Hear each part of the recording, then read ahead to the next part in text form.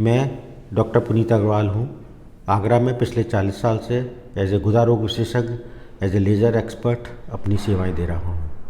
पिछले कुछ दिनों में मैंने अपनी वीडियो आप सबके लिए बनाई थी और मुझे पूरे भारतवर्ष से बहुत फ़ोन आए और इन सब फ़ोनों ने सबसे ज़्यादा जो परेशानी थी लोगों को वो ऑपरेशन के बाद, जो लोग जहाँ पर भी हैं उन्होंने ऑपरेशन करवाया और उसके बाद उनको जब परेशानी हो रही थी तो क्या करें ये समझने के लिए मेरे पास बहुत ज़्यादा फ़ोन आए। जो मेन परेशानियाँ पाइल्स के या गुदा रोग पे कोई भी हम ऑपरेशन करें तो होती हैं कि या तो हमको दर्द बहुत होता है ऑपरेशन के बाद, दर्द लैट्रिन करने के समय हो सकता है या दिन भर रह सकता है। दूसरी कंप्लेंट थी ब्लीडिंग बहुत ज़्यादा हो रही है। और तीसरी कंप्लेंट थी इचिंग कि बहुत ज़्यादा खुजली मच रही है। चौथी थी डिस्चार्ज कि बहुत ज़्यादा डिस्चार्ज उसमें से आ रहा है, बहुत पानी जैसा या म्यूकस जैसा, या सूजन आ रही है, गुदा के मार्ग पर ऑपरेशन के बाद सूजन आ गई है। और एक लॉन्ग टर्म कॉम्प्लिकेशन जो होता है स्ट्रिक्चर, जिसमें कि गुदा का जो रास्ता होता है, गुदा मार्ग होती है, वो सिकुड़ जाती है और लैट्रिन करने में बहुत परेशानी होती है। आज इन्हीं सब पॉइंट्स पर मैं आपसे डिस्कस करूंगा कि ऑपरेशन के बाद अगर आपको इनमें से कोई भी दिक्कत हो तो क्या करें। सबसे पहले मैं शुरू कर रहा हूँ पेन। अगर पाइल्स, फिशर या फिस्टुला के ऑपरेशन के बाद आपको दर्द महसूस होता है तो आपको क्या करना चाहिए। सबसे पहली बात है, अपने जो सर्जन जिससे आपने ऑपरेशन करवाया है उनसे कंसल्ट करें।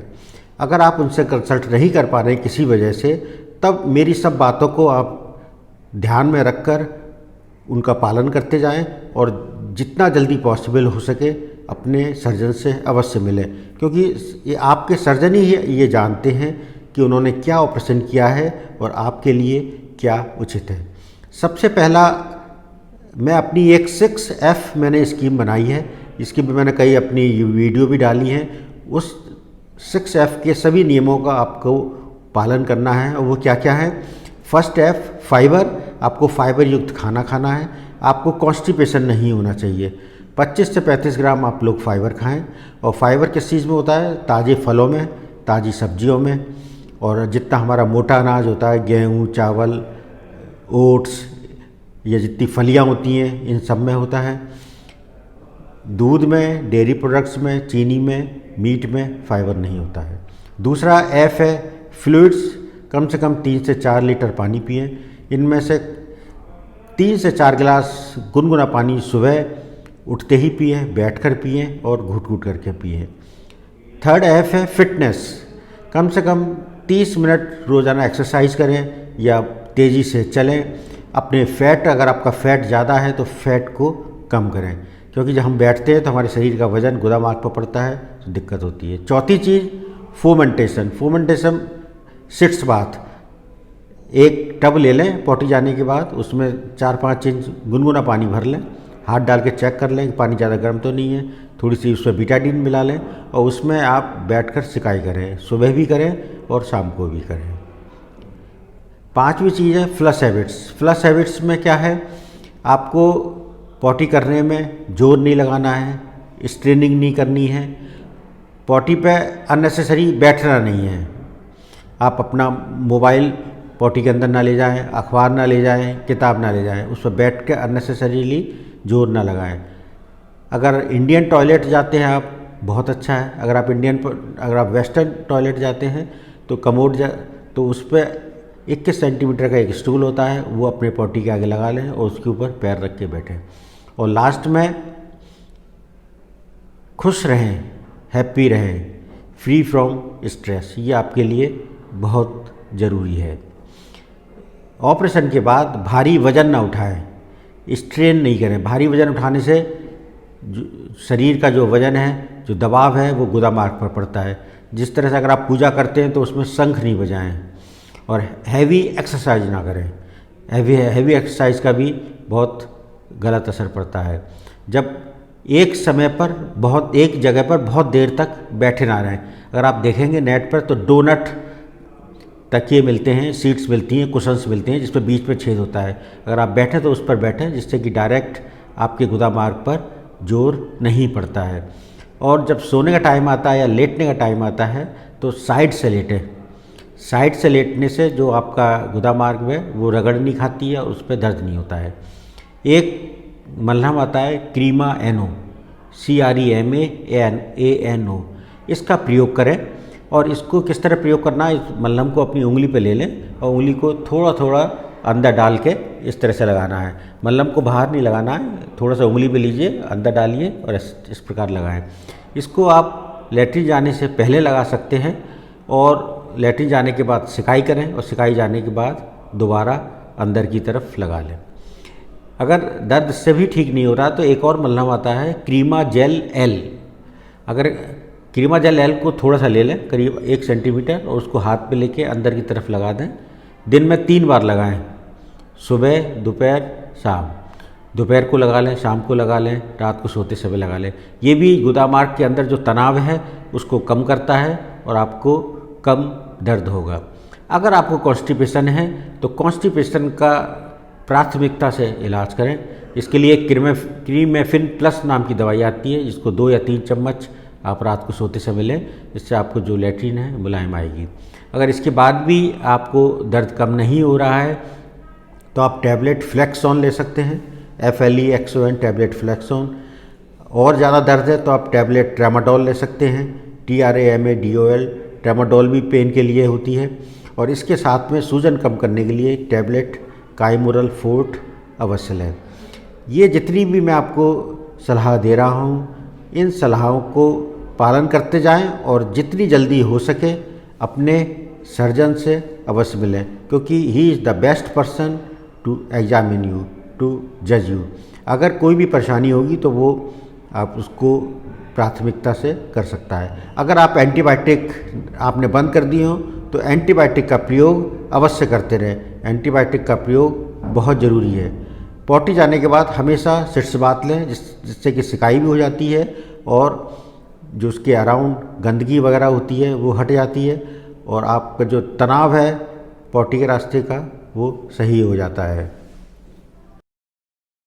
मेरे पास बहुत फ़ोन आ रहे हैं और वो मुझसे ये जानना चाहते हैं कि हमारा ऑपरेशन हो चुका है और हमको ब्लीडिंग हो रही है, अब हम क्या करें। ब्लीडिंग किसी भी गुदा मार्ग पर जब भी कोई ऑपरेशन होता है थोड़ी बहुत ब्लीडिंग तो होती ही है, थोड़ा सा खून लग के भी आता है। अगर खून एकदम से अचानक बढ़ जाए तब चिंताजनक बात होती है। खून कब आ रहा है ये भी हमको देखना पड़ता है। या तो खून ऑपरेशन के तुरंत बाद आता है या फिर 7 से 14 दिन के बाद आ सकता है। अगर 7वें दिन के बाद आता है तो उसको हम सेकेंडरी हेमरेज कहते हैं और ये जनरली इन्फेक्शन की वजह से होता है और बहुत सीवियर होता है। तो इस समय हमको बहुत सावधान रहने की ज़रूरत है। अगेन अभी थोड़ी देर पहले जो मैंने आपको अपना 6F स्कीम बताई थी, उनके सभी नियमों का पालन करें। अपने कॉन्स्टिपेशन का ध्यान रखें, पानी ज़्यादा पिएं, इंडियन टॉयलेट का यूज़ करें या western toilet with stool use करें, तनाव में ना रहें, एक्सरसाइज करते रहें जितना पॉसिबल हो। और फ्लश हैबिट्स के बारे में मैंने आपको बता ही दिया है। और फोमेंटेशन सिट्स बाथ ज़रूर लें।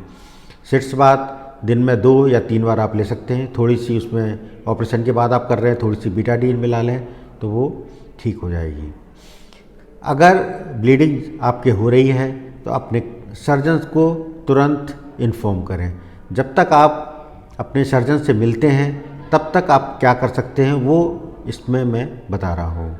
अगर आपकी ब्लीडिंग बहुत कम है, थोड़ी थोड़ी हो रही है, तो आप टैबलेट स्ट्रेप्टोसिड ले सकते हैं, STYPTOCID। ये दिन में 3 बार ले सकते हैं। टैबलेट टेक्साकाइंड ले सकते हैं 500 मिलीग्राम, ये आप दिन में 2 बार या 3 बार ले सकते हैं। क्रीमा एनो ऑइंटमेंट का यूज़ करते रहें, इसको लैट्रिन जाने से पहले और फिर सिकाई के बाद लगा लें। अगर ब्लीडिंग हो रही है तो हमको थोड़ी से ब्लड टेस्ट की भी ज़रूरत होती है। इसमें एक CBC करा लें, इससे आपको ये मालूम पड़ जाएगा कि आपका ब्लड एकदम से डाउन तो नहीं हो गया है।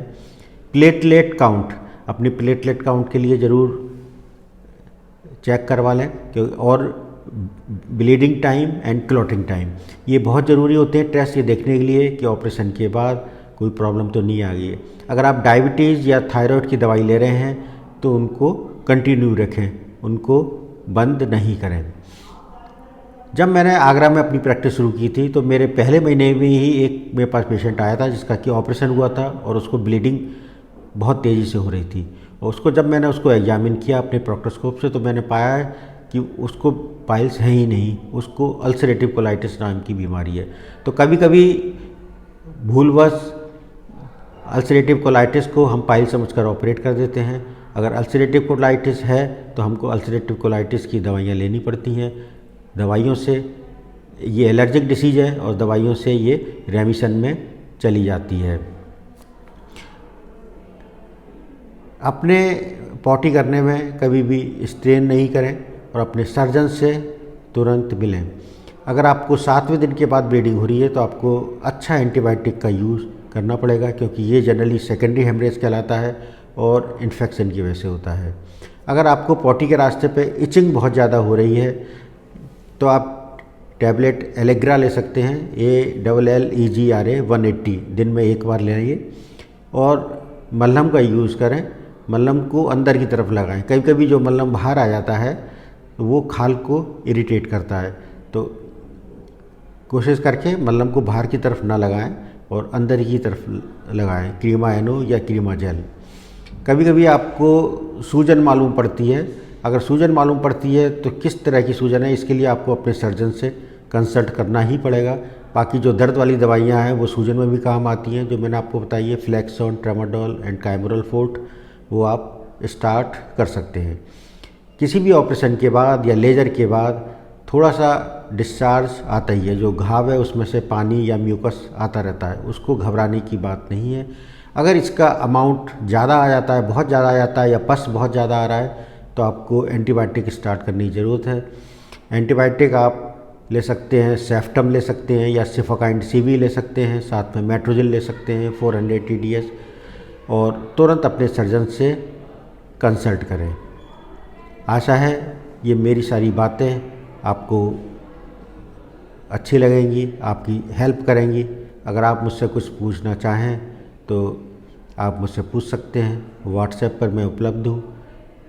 क्योंकि मेरे पास पूरे भारतवर्ष से हज़ारों की तादाद में सवाल आ रहे हैं, तो हर एक का सवाल का जवाब देना मेरे लिए पॉसिबल नहीं है। तो अगर आप मेरी फ़ीस जमा करेंगे उसके बाद फिर मैं आपको आपकी क्वेरीज़ का पर्सनल आंसर दे सकता हूँ। बेहतर यही होगा कि जिस सर्जन ने आपको ऑपरेट किया है उनको आप जाकर दिखाएं। पाइल्स के ऑपरेशन या फिशर या भगंदर के ऑपरेशन के बाद लॉन्ग टर्म में हम देखें तो जो गुदा मार्ग है उसके सिकुड़ने का डर रहता है, वो सिकुड़ जाती है, नैरोइंग एनल स्टेनोसिस बोलते हैं। क्योंकि कोई भी घाव जब भरता है तो उसमें थोड़ा सा सिकुड़ता है। तो इसके लिए अच्छा ये है, इससे बचने के लिए तरीका ये है कि आप जो मलहम लगाएं उंगली पे लेके और उंगली से लगाएं। मैं हमेशा अपने सब मरीजों से कहता हूं कि मलहम को उंगली से ही लगाएं, जो मलहम के साथ निपल आती है उससे नहीं लगाएं। जब आप उंगली से अंदर डाल के लगाते हैं तो आपका जो गुदा मार्ग है वो सिकुड़ता नहीं है। अगर आप मुझसे कुछ पूछना चाहें तो मुझे व्हाट्सएप कर सकते हैं। मेरा व्हाट्सएप नंबर है 9837144287। मैं आपकी क्वेरीज़ का स्वागत करूँगा। No piles, only smiles. Thank you.